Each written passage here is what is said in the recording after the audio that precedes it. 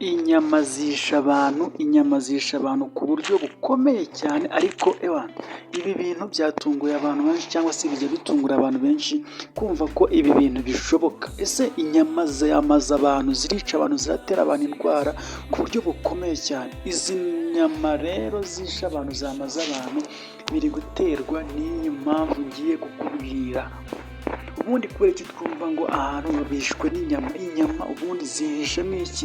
Ni ibiki byihishe mu nyama ku buryo inyama zigera ku rwego rwo kuba zakica abantu ku buryo bungana gutya?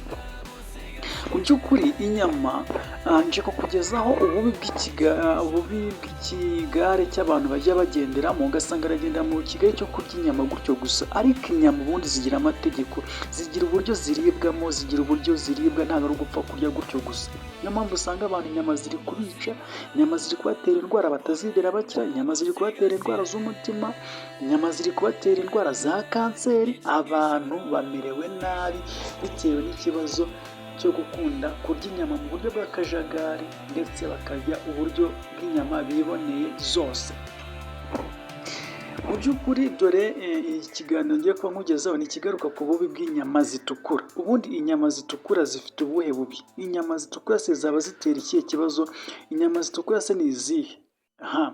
Icya mbere, ubundi inyama zitukura ni za zindi dusangamo inyama z'inka, iz'intama, ingurube, ihene, na zimwe mu zitunganije. Mbese hari na zimwe zijya zitunganwa ugasanga nazo zifite ibara ritukura, wenda izo twakwita beko, tukita suzaje.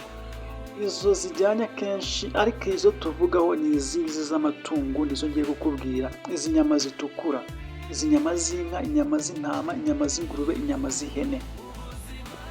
Izi nyama zitukura zongera ibyago by'indwara z'umutima. Icyo ngicyo abantu ntabwo bakizi. Niyo mpamvu usanga abantu bari kuvuga ngo barwaye indwara z'abakire, ngo hari indwara z'abakire. Ni ukubera ko nyine abakire bumva ko gukira ari ukurya inyama ukazirya nk'intare, ukarya inyama nk'intare. Oya, inyama ziri gutera abantu ibyago by'umutima, ugasanga abarwaye umutima, abakire baricwa n'umutima cyane kuruta abakene, cyangwa se abaciriritse ntabwo bari gukunda kurwara indwara z'umutima, ariko ugasanga abakire bararwara indwara z'umutima. Ni ikihe kibazo? Ni uko bakunda kurya zino nyama zitukura. Mu mafirigo ugasanga bahoramo inyama z'ingurube, zangwa z'ihene, cyangwa se z'intama, ugasanga bahora barya inyama zitukura. Ugasanga nicyo kibazo cyo kuza bahura n'ibibazo byo gukunda kurwara indwara z'umutima. Ikindi, zongera icyo bita cholesterol mbi. Cholesterol mbi rero ni iyihe?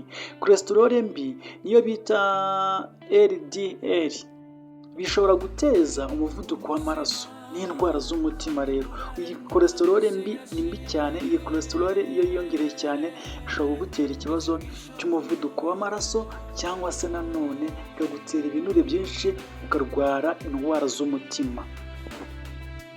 Izi nyama zongera ibibazo bya kanseri. Abantu bari kurwara amakanseri batazi ibi bintu bituruka hehe. Kanseri mu by'ukuri izi nyama ziri gutera kanseri. Inyama zitukura cyangwa se zitera kanseri yo mu maraso, icyo bita selone cancer. Ni ukuvuga ngo colon cancer ni za zindi usanga ni kwa kundi kanseri yo mu maraso.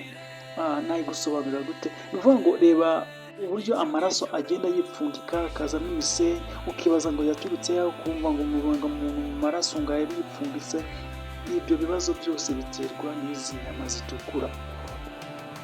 Ntabwo ari ibyo gusa, inyama zokeje, nk'izi nyama kenshi, zino nyama zokeje zo ziba zifite n'ibibazo bikomeye cyane. Buriya inyama zokeje noneho by'umwihariko zitukura ni inyama mbi cyane. Zishobora gutuma umuntu ahura n'ibintu byangiriza cyane, bikangiriza amaraso, bikongera ibinure byinshi mu mubiri.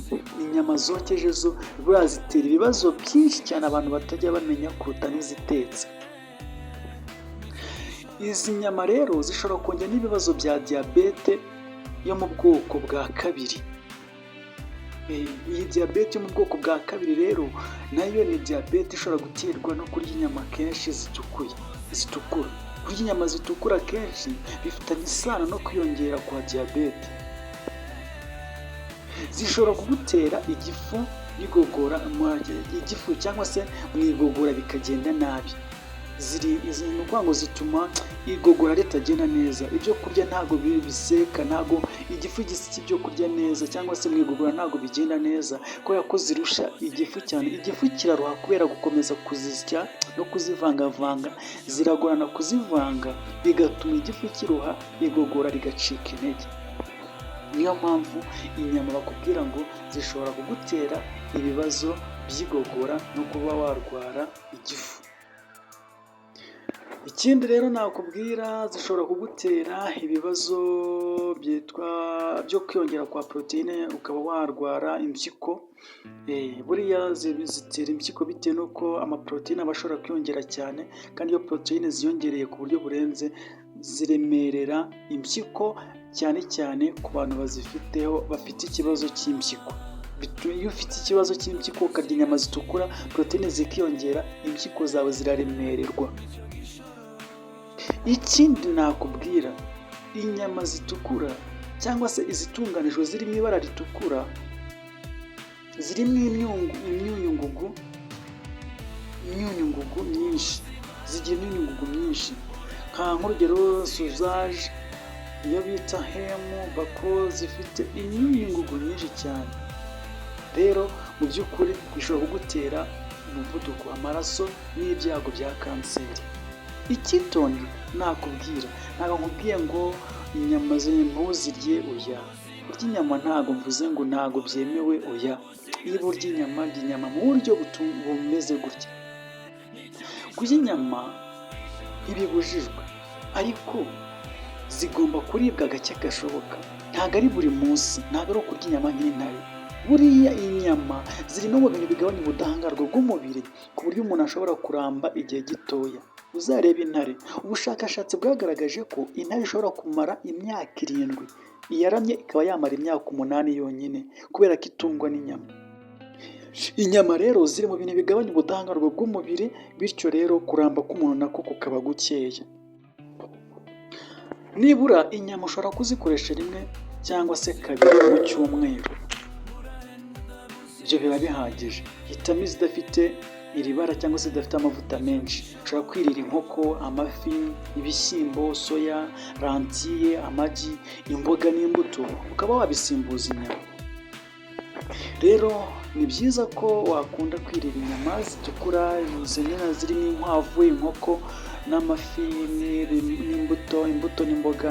Ni byiza cyane, ariko nanone nshuti bavandimwe, inyama ntabwo ari ikintu cyo kwimenyereza cyane. Reka mbashimire ko twabanye mu kiganiro n'abarambiye, abatarakoze subscribe mubikore, kandi tuze guhura mu biganiro byacu. Ntibagiwe gukora like niba iki kiganiro wagikunze. Njye ni Matson, mukomeze kugubwa neza.